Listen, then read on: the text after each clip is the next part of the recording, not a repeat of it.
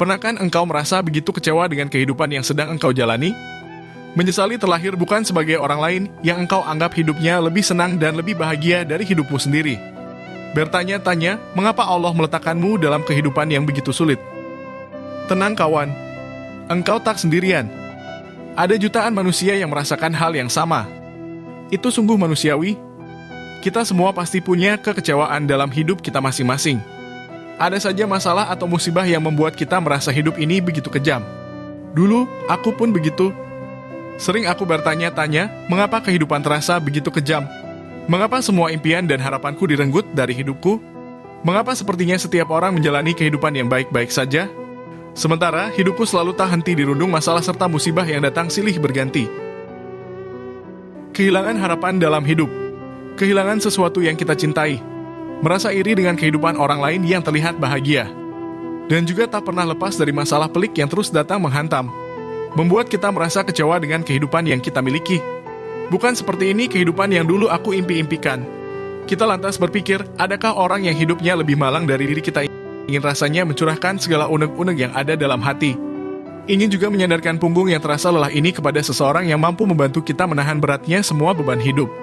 Rasa-rasanya ingin berteriak ke seseorang, bantu aku menahan semua beban di pundak agar tubuhku bisa tetap berdiri tegak. Tetapi, kepada siapa kita bisa mengadu? Kepada siapa kita harus bersandar? Sudah kita coba untuk bercerita kepada orang tua tentang kekecewaan yang terpendam, tentang betapa kehidupan telah mengkhianati harapan-harapan kita. Namun, malah kita yang dipersalahkan. Kita dianggap kurang introspeksi diri.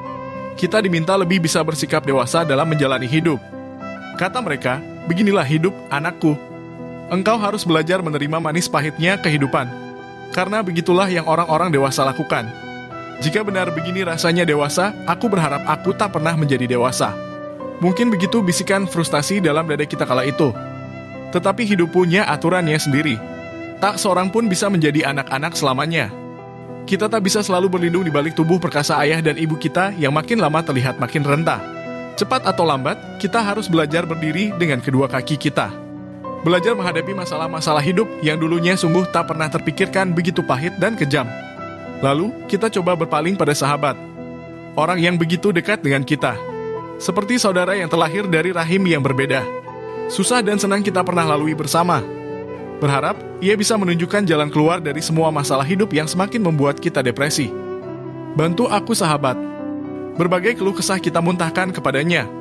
Dan ia pun mendengarkan dengan penuh kesabaran. Ketika tiba giliran ia berbicara, ternyata ia sendiri punya banyak sekali keluh kesah yang selama ini tidak kita sadari. Mungkin kita terlalu egois. Selalu sibuk memikirkan masalah sendiri, sehingga tak menyadari bahwa orang yang kita sebut sahabat itu pun memiliki masalah yang tak kalah rumitnya. Mungkin juga sahabat kita itu begitu pandai menyembunyikan masalahnya. Entahlah, tetapi yang terang, kita dan sahabat sama-sama terluka. Perlahan rasa malu menyeruak dalam hati. Hidupnya sudah begitu berat, tak elok rasanya bila menambah beban di pundaknya dengan masalah-masalahku, bisik nurani kita seraya melangkah pergi menjauh. Lantas, siapa lagi yang bisa diajak berbicara tentang masalah-masalah kita? Tak satu pun orang yang kita anggap mampu memahami kompleksitas hidup yang sedang kita jalani. Semua orang seperti sibuk dengan urusannya masing-masing.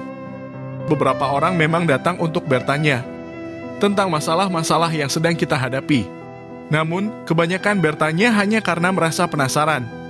Bukan benar-benar peduli. Sementara yang lain memilih bertepuk tangan dan menari di atas tangisan kita. Ya Allah, mengapa hidupku begini? Tak tahu lagi apa yang harus dilakukan. Lelah rasanya mencari tempat untuk bersandar atau teman untuk berbagi. Tak adakah solusi bagi masalah-masalah hidup kita? Semua pintu sepertinya sudah tertutup. Semua jalan berujung pada kebuntuan. Kala malam tiba, mata menolak untuk terpejam. Hati yang gundah membuat segalanya terasa kurang nikmat. Tidur pun gelisah. Dalam pekatnya malam, kita pun duduk bersimpuh. Tak terasa air mata tumpah deras membasahi pipi. Kita merasa rindu. Rindu untuk dipeluk dan disayangi. Rindu pada kehidupan yang jauh dari semua masalah. Sejujurnya, terkadang ada keinginan untuk mengakhiri hidup saja. Lari dari semua masalah yang mengotori pikiran. Untunglah, iman yang tak seberapa menolak untuk lupa. Bukankah Rasulullah SAW pernah bersabda, dahulu di antara orang-orang sebelum kalian ada seseorang yang terluka lalu ia berputus asa karena lukanya tersebut. Kemudian, lah mengambil sebilah pisau dan memotong tangannya dengan pisau tersebut. Darahnya terus mengalir sampai akhirnya ia mati karena kehabisan darah. Maka Allah Ta'ala berseru, "Hambaku telah mendahului ketentuanku dengan tangannya sendiri atau bunuh diri. Maka aku haramkan baginya surga." Muttafaq alaih. Bukankah Allah Ta'ala juga berfirman, "Dan janganlah kamu membunuh dirimu. Sungguh Allah Maha Penyayang kepadamu. Dan barang siapa berbuat demikian dengan cara melanggar hukum dan zalim, akan kami masukkan dia ke dalam neraka. Yang demikian itu mudah bagi Allah. Jika kamu menjauhi dosa-dosa besar di antara dosa-dosa yang dilarang mengerjakannya, niscaya kami hapus kesalahan-kesalahanmu dan akan kami masukkan kamu ke tempat yang mulia surga." Teringat pada seramnya hukuman bagi para pelaku bunuh diri. Rasulullah Shallallahu Alaihi Wasallam bersabda, "Barang siapa yang bunuh diri dengan sepotong besi, maka ia akan memegang potongan besi tersebut dan akan menusukkan ke perutnya. Ia berada di neraka jahanam dan kekal untuk selamanya. Dan barang siapa yang bunuh diri dengan meminum racun, maka di neraka jahanam ia akan meminum racun terus-menerus dan kekal di neraka jahanam untuk selamanya." Seketika hati ini bergidik ngeri. Cepat-cepat kita usir pikiran negatif dari kepala. Lisan mengucapkan istighfar. Hampir saja godaan setan menjerumuskan kita pada penderitaan yang abadi. Tangisan kita pun semakin kencang. Ingin rasanya mengadu pada Allah Azza wa Jalla, Zat Maha Perkasa yang telah menciptakan kita. Namun, langkah ini tertahan oleh rasa malu. Malu karena diri ini telah sekian lama meninggalkan perintahnya, malah mengakrabi larangan-larangannya. Hati ini sungguh rindu untuk mengadu kepadanya. Tetapi, masihkah pintunya terbuka untuk kita? Adakah taubat kita akan diterima olehnya?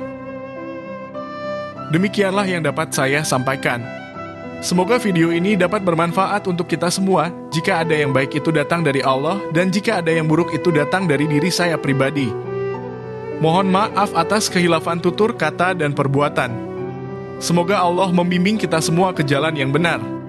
Dan jika suka video ini, silakan ikuti Indonesia Real Life Channel untuk update video lainnya. Terima kasih.